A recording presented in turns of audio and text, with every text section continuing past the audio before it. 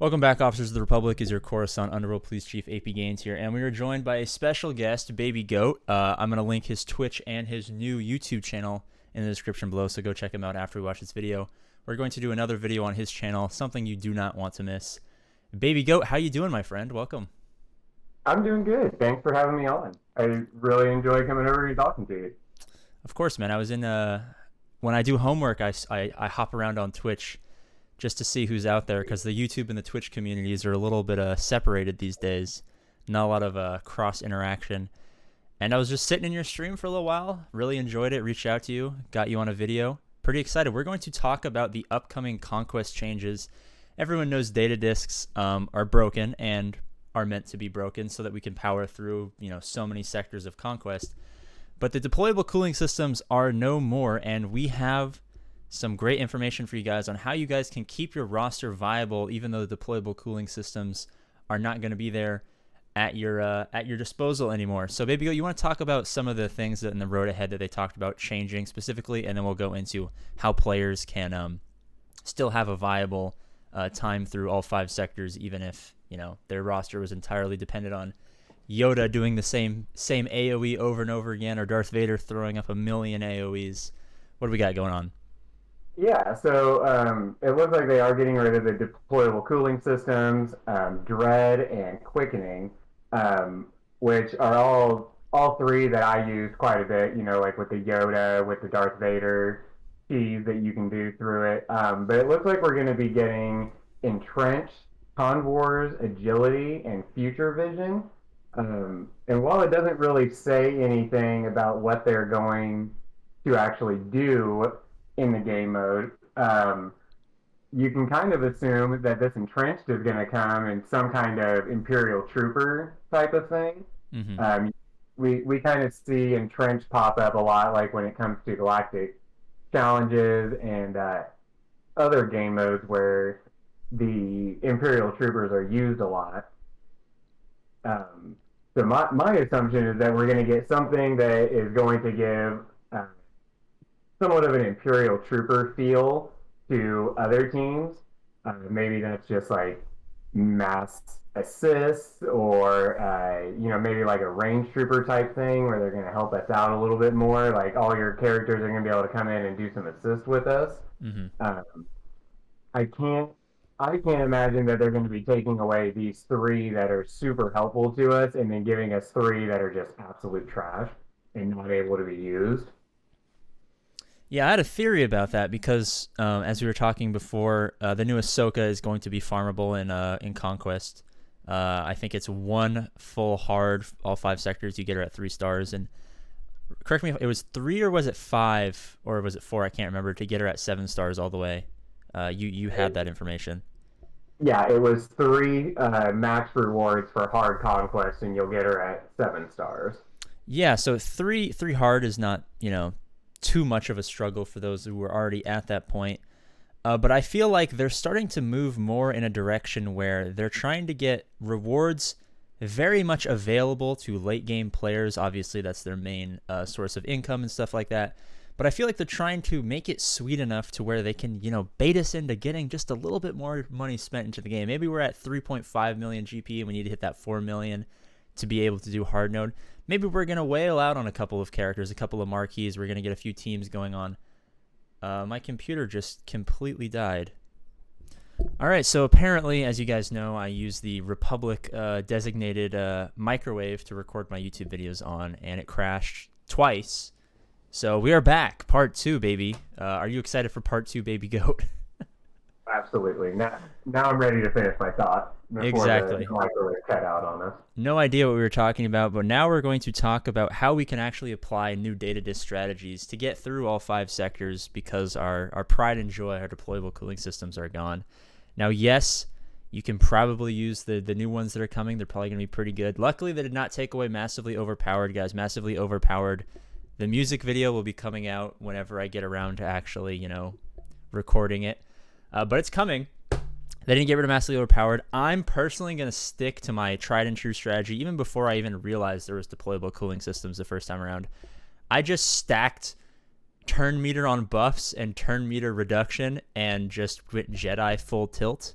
That worked fantastically for me. I didn't really abuse cooling systems all that much when I was going through it because, I'm a big turn meter guy. What strategy do you think you're going to implement once the new updates come around? And not counting any of the new stuff because we, like we said, we don't necessarily know exactly what it's going to be yet.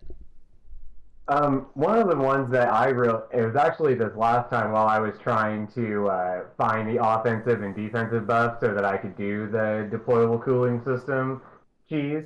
I found that booming voice is a really good one. That's the one where anytime the leader uses an ability, he calls the entire team to assist him. Mm-hmm. And it worked out really well when it came to the last couple sectors, especially on hard mode.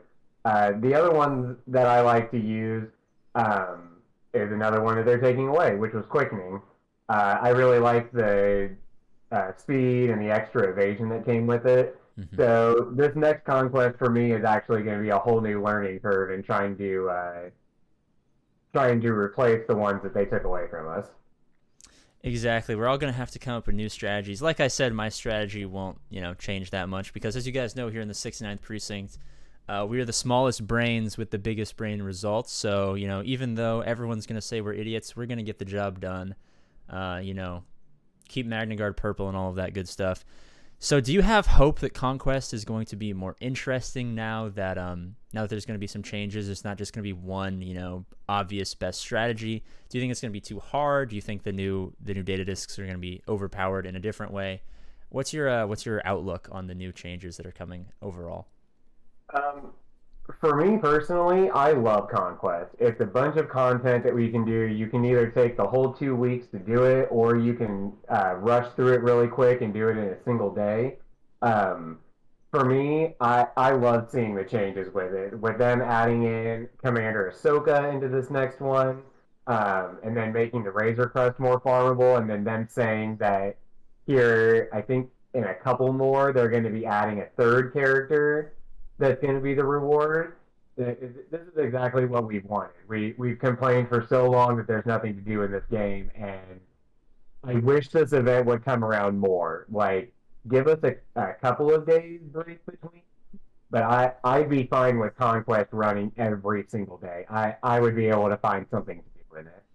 Yeah, I feel like Conquest is definitely a godsend, especially because, until recently, you're more over on the Twitch aspect of things. I know now we've talked a little bit about you making the switch over to YouTube. So, YouTube, if you want to hire me, I know I'm the CEO of Catapult Games already, but YouTube, if you want to hire me to steal talent from Twitch, I'm fantastic at that. Now that you're going to be over on the YouTube side, is the increased streaming content going to be something that you're going to use less? Do you think it more benefits content creators over on Twitch rather than the average player, or is it just a blessing to finally have something to do, year round, basically, if they do make a switch to allowing us to do it more often? I think you kind of just hit on a bunch of positive points about it. In terms of content creation, it's as much content as you want to be able to play with it. You've got tons of different teams that are in there. I mean, they're not going to be to scale of like your arena teams and stuff like that because they won't show us the stats for them.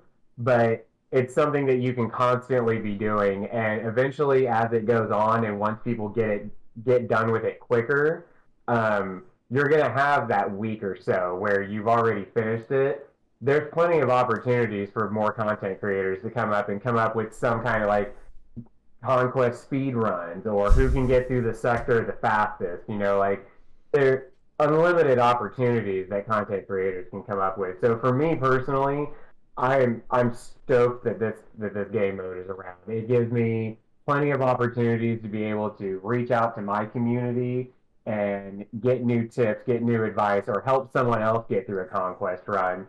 It's a huge community building event, in my opinion. And if we can tap into it and we can really start helping each other out, this Conquest thing can be a really good thing for the health of the game, as well as like the health of the morale of people who play this game.